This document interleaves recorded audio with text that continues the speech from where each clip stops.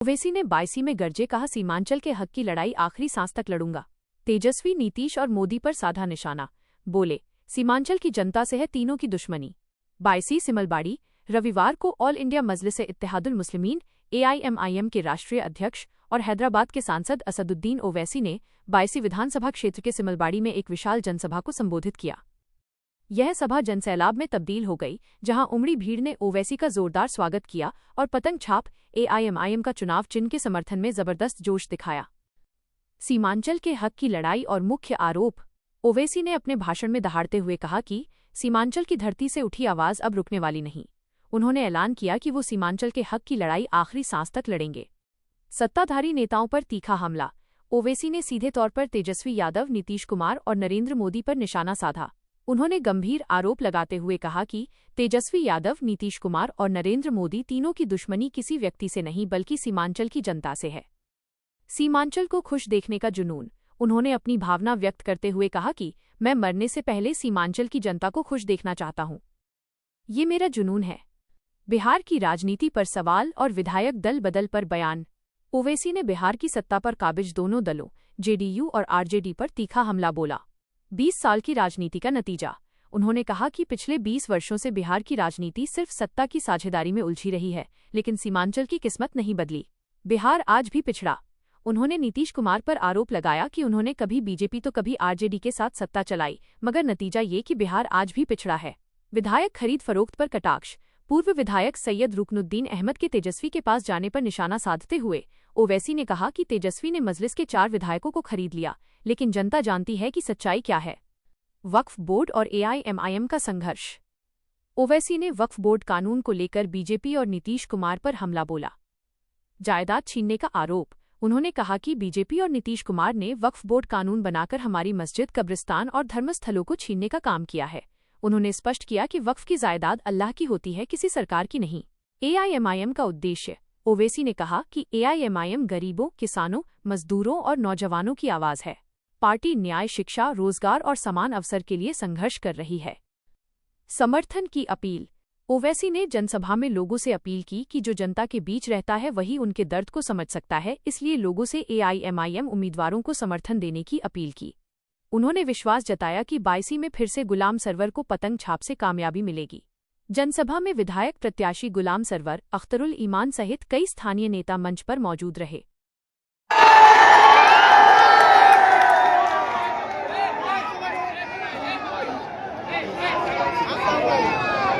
देख रहे हैं अभी असदुद्दीन ओवैसी साहब को माला से स्वागत कर रहे हैं। गुलाम सरवर साहब हैं, मुखिया जी हैं, सब यानी कि उनको माला पहना कर स्वागत कर रहे हैं। देख रहे हैं कि संध्या लाइव में आपको तमाम तस्वीरें दिखा रही है। आपको देख सकते हैं यहाँ पे उनके जो कार्यकर्ता थे उनको माला पहना कर स्वागत किया। बिस्मिल्लाहिर्रहमानिर्रहीम, अस्सलाम वालेकुम व रहमतुल्लाहि व बरकातुहू। जुनून और जज्बा है। मुअज़्ज़िज़ हाज़िरीन इकराम, बुज़ुर्गान कौम और मिल्लत, मेरी इज़्ज़तदार माँ और बहनों, गयूर नौजवान साथियों, मजलिस इत्तेहादुल मुस्लिमीन के उम्मीदवार मोहतरम जनाब गुलाम सरवर साहब, मैं आप तमाम का दिल की गहराइयों से शुक्रिया अदा करता हूँ कि आप आज गुलाम सरवर साहब के इस इंतखाबी जलसे में आपने शिरकत की और मौसम नासाजगार होने के बावजूद भी और जिस मुकाम पर ये जलसा हो रहा है और ऐसे मुकाम पर आप तमाम लोग यहाँ पर हजारों की तादाद में आए हैं, मुझे यकीनन ये कहना पड़ेगा कि इतनी बड़ी तादाद में आप लोगों का यहाँ पर जमा होना इस बात का पैगाम देता है कि इंशाअल्लाह ताला अब की बार भी इंशाअल्लाह बैसी से मजलिस इत्तेहादुल मुस्लिमीन का पतंग छाप का उम्मीदवार कामयाब होगा और विधायक बनेगा। और हम ये आपको बताने आए हैं, आपका शुक्रिया भी अदा करने आए हैं कि 5 साल पहले आपने मजलिस के उम्मीदवार को कामयाब किया था।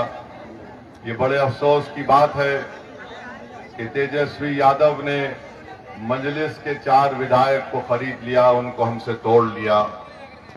और मुझे बड़ी तकलीफ के साथ कहना पड़ता है कि रुकनुद्दीन साहब ने हमको छोड़कर बैसी की आवाम के जज्बात को चिकनाचूर करके वो तेजस्वी यादव के पास चले गए।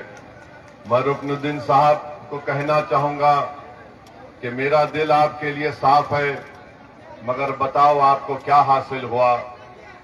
जो आज जनता में कहता है तेजस्वी कि उम्र का कच्चा हूं मगर जबान का पक्का हूं, रुकनुद्दीन वो तुम्हारे सामने एक झूठा बना और तुमको इस्तेमाल करके कहीं का नहीं रखा। रुकनुद्दीन साहब आप जान लो इस बात को कि तेजस्वी को दुश्मनी आपसे भी नहीं है।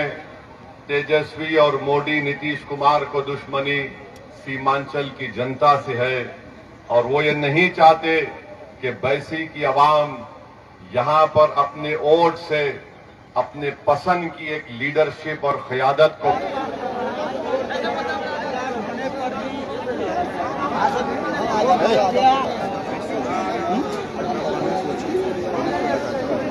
और आप लोग मजलिस को इसलिए देखिए एक अजान होने पर भी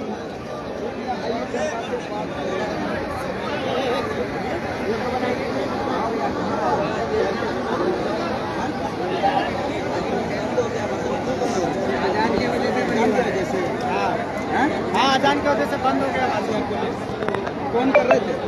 मैं आपसे कह रहा था कि राजद हो या भाजपा हो या जेडीयू हो, वो कभी भी नहीं चाहेंगे कि सीमांचल की जनता से इंसाफ हो। इनका यार वो इस बात को हरगिज कबूल करने के लिए तैयार नहीं है कि सीमांचल में मजलिस इत्तेहादुल मुस्लिमीन की एक सियासी आवाज और लीडरशिप आपके वोट और दुआओं से बन जाए। और इसीलिए उन्होंने ये साजिश रचाई, और इस साजिश में सबसे बड़ा मुजरिम अगर कोई है तेजस्वी यादव के बाद, तो जो कि हार्ट का शाहनवाज है। और इंशाअल्लाह आप देखेंगे उसकी जमानत जो कि हार्ट की आवाम उसकी जब्त करवाएगी इंशाअल्लाह ताला। मगर मैं आपको बताना चाह रहा हूं कि तेजस्वी ने सबको इस्तेमाल किया और सबको इस्तेमाल करके छोड़ दिया। रुकनुद्दीन साहब आपने क्या हासिल किया? मैं आज भी आपसे अपील कर रहा हूं, आप अपनी इज्जत को और अपने मुकाम को बचा लीजिए। जो आपका इस्तेमाल किया और फिर सीमांचल की जनता को धोखा देने का काम तेजस्वी यादव ने किया। रुकनुद्दीन साहब घर में बैठ जाइए, दुआ करिए कि गुलाम सरवर यहां से कामयाब और कामरान हो जाए। मेरे दिल में कोई चीज नहीं है, मेरे दिल में सिर्फ एक जुनून है कि मैं मरने से पहले सीमांचल की जनता के से इंसाफ को देखना चाहता हूं। मेरे जिंदगी के अल्लाह ने मुझे बहुत चीजों से नवाजा। अल्लाह ने मुझे इतनी नेमतों से नवाजा कि मैं सोच भी नहीं सकता।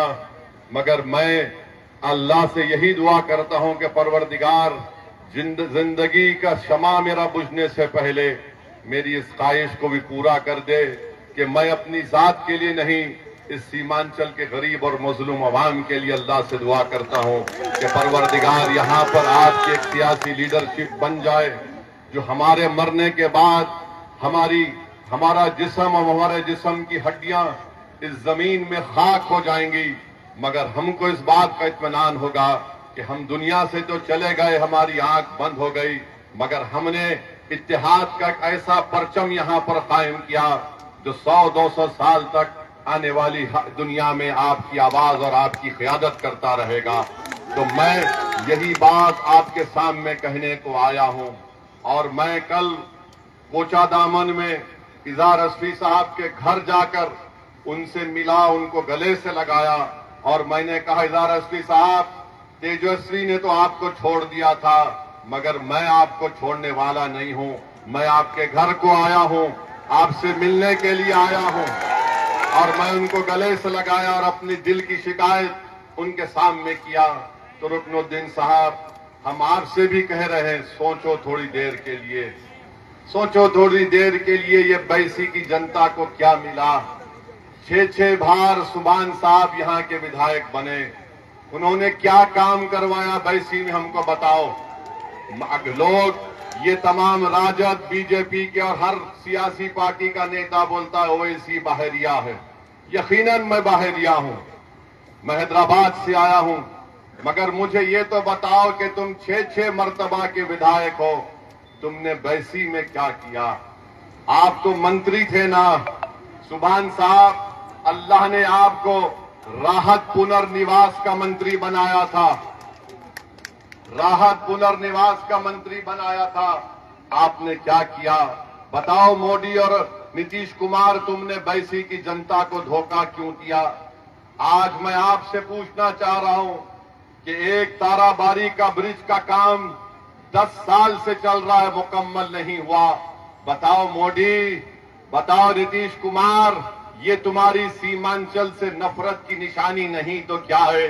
और बैसी, सुनिए आप थोड़ी देर के लिए मेरी बात को, और बैसी को नरेंद्र मोदी की सरकार ने एस्पिरेशनल ब्लॉक में इसका नाम लिखा। जो एस्पिरेशनल ब्लॉक भारत के होते हैं, जो सबसे पसमानदा होते हैं, उसमें लिख तो लिया, मगर 10 साल से ब्रिज नहीं बन पा रहा।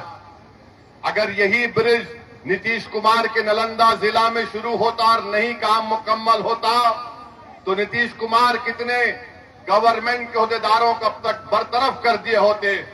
मगर सीमांचल की जनता को कश्ती में बैठकर उस नदी को पार करना पड़ता है। ये सीमांचल की जनता और बैसी की जनता को देखना है कि तुम्हारे जान की कीमत नहीं, नालंदा के रहने वाले इंसान को इंसान समझा जाता है, सीमांचल की सरजमीन पर बसने वालों को इंसान की नजर से नहीं देखा जाता। यही लड़ाई मंदलिस और ओवैसी है कि यहां पर इंसान बसते हैं, यहां पर इंसान बसते हैं। और आप जानते हैं मेरे अजीज दोस्तों और बुजुर्गों, हेलीकॉप्टर से मोदी भी उतरेगा, हेलीकॉप्टर से नीतीश भी उतरेगा, हेलीकॉप्टर से तेजस्वी भी उतरेगा। कहां पर उतरेगा? बैसी में एक स्कूल में उतरेगा, मगर स्कूल में बाउंड्री वॉल नहीं है, स्कूल में क्लासरूम नहीं है, स्कूल में टीचर नहीं है। बड़े बड़े नेता अपना हेलीकॉप्टर उतारते हैं स्कूल की बिल्डिंग में, मगर स्कूल की बाउंड्री वॉल नहीं है।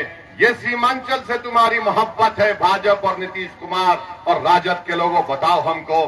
सुभान साहब, आपने 6 मर्तबा यहां की जनता ने आपको विधायक मुंतखब किया, आपने क्या दिया? हाँ, आज दे रहे हैं, दौलत बांट रहे हैं, दौलत बहुत बांट रहे हैं। अब्दुल सुभान, ठीक है, कोई बात नहीं। जिस जनता का तुमने खून चूस कर दौलत कमाई, आज तुमको खर्च करना पड़ रहा है। खूब खर्चो सुभान साहब,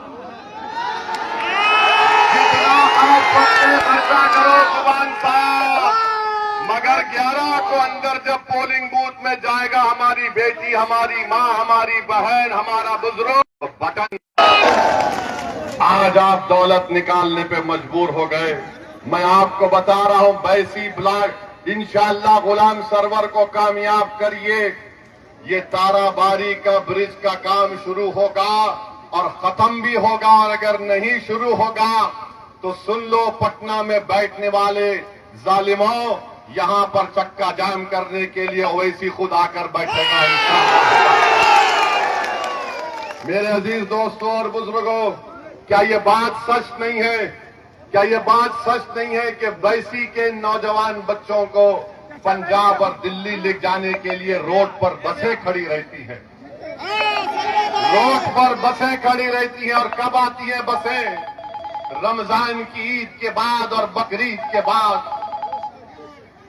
मुझे कहते हुए बड़ी तकलीफ होती है, ये दिल्ली और पंजाब के लोग बंधुआ मत कर ले और बस में बैठकर चल हमारे पास। बताओ फिर कौन सा काम बीजेपी और नीतीश कुमार और सुभान साहब ने किया? वो नौजवान अपनी जवानी को बर्बाद करता है, लेबर के तौर पर काम करता है, वो क्या फन सीखता है? अगर बीमार पड़ गया तो वापिस आ जाता है, अगर काम खत्म हुआ तो वापिस आ जाता है। वो कोई ऐसा फन भी नहीं सीख सकता कि यहां पर आकर कुछ छोटा मोटा कारखाना खोल सके। मेरे भाई, ये हाल बैसी की जनता का यहां की बीजेपी, नीतीश कुमार और सुभान साहब ने करके रख दिया। मैं आपसे वादा कर रहा हूं कि इंशाअल्लाह ताला हम अपने बच्चों को हुनर सिखाएंगे, फन सिखाने का इंतजाम यहां पर करेंगे। स्किल डेवलपमेंट का सेंटर यहां पर खुलना चाहिए। आप गुलाम सरवर साहब को वोट दीजिए। और मैं आपको बता रहा हूं, छोटे छोटे बच्चों को लेकर यहां पे ट्रैफिकिंग होती है। क्या हो रहा है यहां पर? कौन है ये लोग जो हमारे नौजवानों को तो बर्बाद कर रहे हैं, हमारे मासूम बच्चों से भी खिलवाड़ करने की कोशिश कर रहे हैं। ये मैं नहीं कह रहा हूं, सुप्रीम कोर्ट का एक फैसला है, जाकर पढ़ लो गूगल के ऊपर। उस केस का नाम है बचपन बचाओ आंदोलन। सुप्रीम कोर्ट में केस पड़ा के बच्चों को ले जाकर उनके जिस्म से उनके गुर्दे निकाले जाते और दुनिया को बेचा जाता है। उन बच्चों के जिस्म से क्या क्या चीजें निकाली जाती हैं, ये बचपन बचाओ आंदोलन सुप्रीम कोर्ट का केस कहता है। बताओ बैसी की आवाम, सीमांचल की आवाम, क्या तुम इस चीज को बर्दाश्त करोगे कि तुम्हारे मासूम बच्चों को ले जाकर इनसे खिलवाड़ किया जाए? बताओ मेरी मां और बहनों, अगर वो बच्चे तुम्हारे होते हैं, अगर बच्चा किसी मां बाप के सामने गिर जाता है तो मां के मुंह से निकलता है मेरी औलाद, और बैसी में इस तरह की हरकत की जा रही है, कोई पूछने वाला नहीं है। गुंडा राज यहां पर चल रहा है। आप गुलाम सरवर को कामयाब करेंगे तो इंशाअल्लाह ताला हम पूरी कोशिश करेंगे ये जो लोग इस तरह की हरकतें कर रहे हैं इनको रोका जाए। आप जानते हैं कि महानंदा बेसिन का काम जब शुरू होगा तो नदी के अतराफ में जो घर है, खेत है, उसको नुकसान पहुंच सकता है। क्या सुभान साहब लड़ेंगे? क्या ये बीजेपी का उम्मीदवार लड़ेगा? ये तो बुलडोजर लगा के तोड़ देगा। सुभान साहब बोलेंगे बेटा मुझे क्या मालूम, मुझे तो कुछ पता ही नहीं, मैं इतना ज़ईफ हो चुका हूं। तो महानंदा बेसिन के काम को भी देखना है। गुलाम सरवर लड़कर आपसे इंसाफ करवा सकता है। मेरे अजीज दोस्तों और बुजुर्गों, इस बात को याद रखिए। और आप जानते हैं कि जो रास्ता है कुटिया पंचायत और आराबंडी में, वहां पर नदी कटाव है। सुभान साहब आप मंत्री थे, राहत पुनर्निवास के, तो आपने क्या काम किया बताओ? आपने कोई काम नहीं किया। फिर अभी मुझे बताया गया कि सोता टोली से मथुरापुर जाने का रास्ता नहीं है, पुल अगर डालेंगे तो आधे किलोमीटर में तय हो जाएगा। पुल नहीं होने की बिना इंशाअल्लाह ताला तेजस्वी से जब कुछ बात करे तो ये तो पूछ लेते थे, मगर आपने वो भी नहीं किया। मगर इंशाअल्लाह ताला मैं आपसे वादा कर रहा हूं, ये जो मसाइल मैंने आपके सामने वैसी की आवाम के ताल्लुक से रखे, और फिर यहां पर बीमार हुए तो पूर्णिया सदर अस्पताल जाना पड़ता है। टीचर, डॉक्टर, गवर्नमेंट के अहदेदार अगर बैसी में आते तो बोलते यार ये तो बड़ा हमारे लिए सख्त जगह है, हमको यहां से जाना है। क्या ब्लॉक में रिश्वत आम नहीं हो चुकी है? क्या रिश्वत भ्रष्टाचार आम नहीं हुआ है? गुलाम सरवर साहब आप भ्रष्टाचार को खत्म करेंगे? आप वादा कर रहे हैं, आप खून चूसते नहीं देंगे बैसा की जनता का, आप रोकेंगे इसको? बोलिए। बिल्कुल रोकेंगे सर, आपके नेतृत्व में बिल्कुल रोकेंगे इंशाल्लाह। ये रिश्वत आम हो चुकी है। और किसी को पूछा गया उस ऑफिसर से, अरे बोले वो तो सबका हिस्सा है, उसमें किसका हिस्सा है? बोले पूर्व विधायक का भी है, उनका भी है, हम सब मिलकर खाते।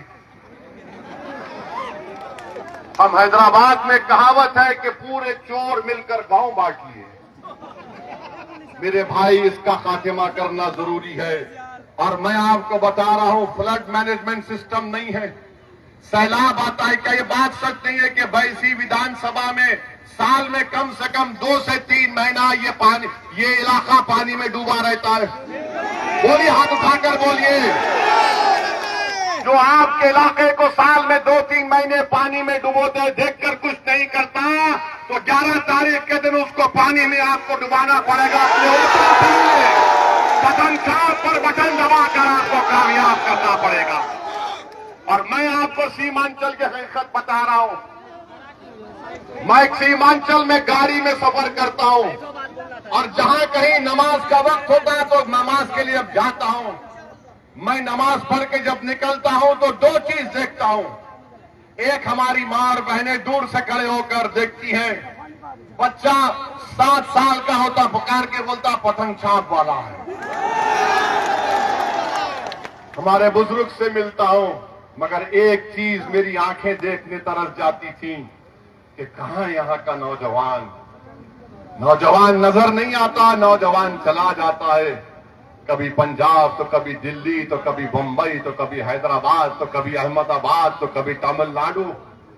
मेरे भाई, कौन सी सरकार काम करना चाहती है?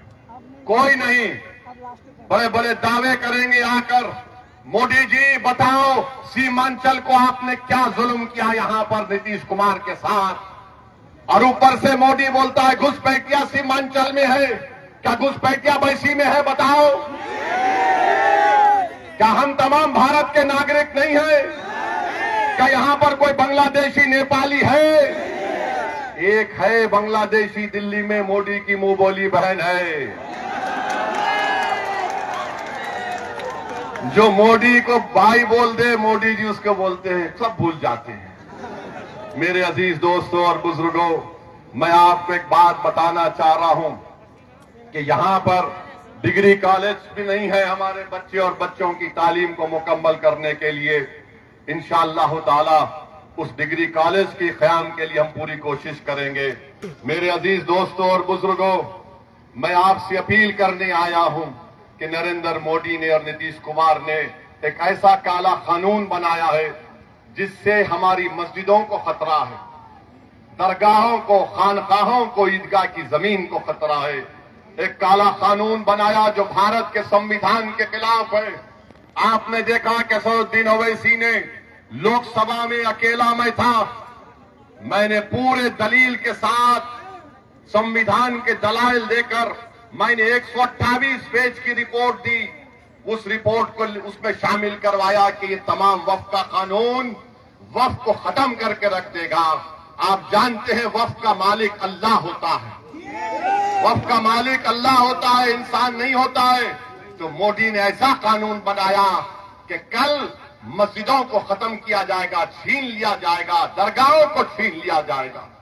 और अगर कोई बीजेपी जेडीयू वाला बोलेगा ओवैसी गलत बोल रहा है, तो बोलो, मुकाम बताओ, वक्त बताओ, मेरे साथ बहस कर लो। तुम 5 मिनट मेरे सामने बैठ नहीं सकोगे।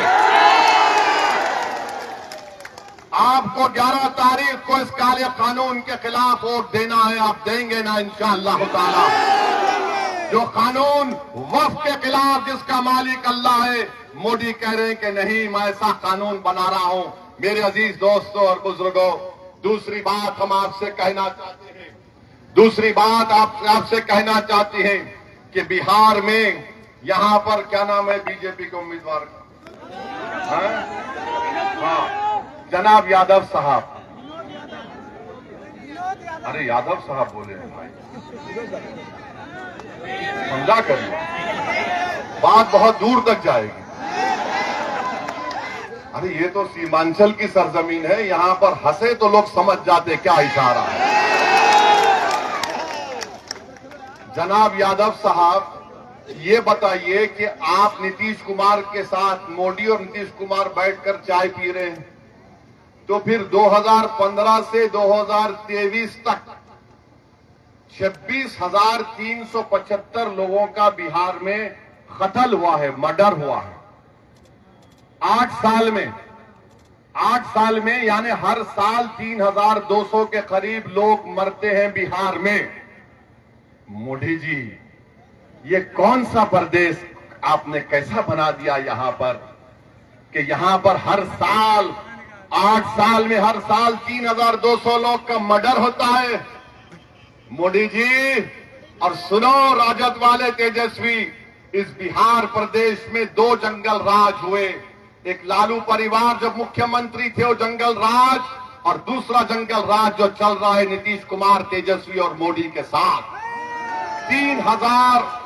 26,375 लोग, यानी हर साल 3,200 लोग मरते हैं। और मोदी जी आके बोलते हैं हम वो कर दिए, हम ये कर दिए। वो सुनिए, वो यूपी के बाबा आते हैं, वो ऐसा कर दिए। अमा यार, यहां पर तो 3,200 मर रहे हैं, क्या हो रहा है बिहार में, इसके बारे में कोई नहीं बोला जाता। और आखिरी बात सुनो तेजस्वी, तुम्हारे बगल में बैठकर मल्ला समाज का नेता बोलता है, मैं उसको शुक्रिया अदा करता हूं। उन्होंने अपने समाज के इत्तेहाद पर भरोसा किया। उन्होंने कह दिया कि हम मल्ला समाज, अगर हमको सत्ता मिलती है तो उप मुख्यमंत्री हमारा होगा। 3% है मल्ला समाज, और बीजेपी ने भी टिकट दिया समाज के नाम पर, तेजस्वी ने टिकट दिया समाज के नाम पर, नीतीश कुमार ने टिकट दिया समाज के नाम पर। पूरी लिस्ट है मेरे पास, कितना समाज को कितना टिकट दिया। हम आपसे पूछना चाहते हैं, जो 17% अल्पसंख्यक समाज है, अगर 3.5% समाज का बेटा बोल रहा है कि अब की बार मल्ला का बेटा उप मुख्यमंत्री होगा, तो बताओ वैसे की जनता क्या गुलाम सरवर बिहार का मुख्यमंत्री नहीं हो सकता? बताओ क्या गुलाम सरवर, अख्तर अली खान, तौसीफ आलम, सरवर आलम, ये सब क्या बिहार के मुख्यमंत्री नहीं हो सकते? तो आपको एक पैगाम देना है 11 तारीख को, अगर 3.5% वाला समाज का बेटा उप मुख्यमंत्री हो सकता है, तो अब्दुल्ला का बेटा भी मुख्यमंत्री बनेगा इंशाअल्लाह ताला। अब लड़ाई उप मुख्यमंत्री की नहीं, अब लड़ाई मुख्यमंत्री की होगी इंशाअल्लाह ताला। अब लड़ाई होगी कि सीमांचल का बेटा मुख्यमंत्री बनेगा बिहार का इंशाअल्लाह ताला। तुम मेरी बात को जज्बात में लाने के लिए नहीं समझना, अरे तुम अपने हौसलों को बुलंद करो, तुम ख्वाब देखना शुरू करो और नेक नियति से 11 तारीख के दिन अपना एक कोट बटन छाप पर लगाओ। अरे अल्लाह इज्जतों को इससे नवाजने वाला है, अल्लाह मुकाम देने वाला, हम कोशिश करेंगे इंशाअल्लाह ताला। मेरे अजीज दोस्तों और बुजुर्गों, 17%, 14%, 3.5%, ये फैसला आपको 11 तारीख के दिन करना है। और अजीज दोस्तों और बुजुर्गों, मजलिस को वोट देना इसलिए जरूरी है कि इससे अख्तर अली खान के हाथ मजबूत होंगे हमारे अध्यक्ष के। मजलिस को वोट देंगे तो सीमांचल से अंधेरा छटेगा, नाइंसाफी खत्म होगी। मजलिस को वोट देंगे तो बैसी और सीमांचल में ये जो नदी कटाव का मामला है, ये जो पानी आकर 2-2, 3-3 महीने इस इलाके को रोक लेता है, ये काम शुरू होगा। हम आपसे अपील कर रहे हैं कि असदुद्दीन ओवैसी को भी वोट दीजिए, ताकि ये आपका दीवाना है और रहेगा। मैं जब तक जिंदा अल्लाह मुझे रखेगा, मेरी दीवानगी यही है कि भारत के अल्पसंख्यक समाज की सियासी क़यादत बने। मेरी दीवानगी यह है कि सीमांचल की जनता को इंसाफ मिले, यहाँ के नौजवानों के चेहरों पर मुस्कुराहट आ जाए, यहाँ के बच्चों को स्कूल मिले, यहाँ की मां और बहनों को अस्पताल मिले, यहाँ के किसानों को उनकी खरीदी का उनकी फसल का पूरा कीमत मिले, यहाँ पर नदी कटाव का काम शुरू हो जाए, नदी के एम्बैंकमेंट का काम। तो मेरे अजीज दोस्तों और बुजुर्गों, 11 तारीख को वोट इसलिए भी देना है कि तेजस्वी ने आपको धोखा दिया, जिसको आपने बड़ी वोटों से कामयाब किया था। 11 तारीख को तेजस्वी को बताना है कि तुमने रुकनुद्दीन को तो ले लिया, मगर हमने असदुद्दीन को नहीं छोड़ा। तुमको बताना है 11 तारीख के दिन तुमने तो रुकनुद्दीन को क्या बोलकर ले लिया, मगर असदुद्दीन कभी किसी के सामने झुकने वाला है ना टिकने वाला है, सिवाय अल्लाह के लिए। तो आपको 11 तारीख के दिन एक पैगाम देना है मोदी को, नीतीश कुमार को, तेजस्वी यादव को, क्या आप देंगे पतंग छाप को? अब के बार 1 लाख पार होगा, अब के बार 1 लाख पार होगा।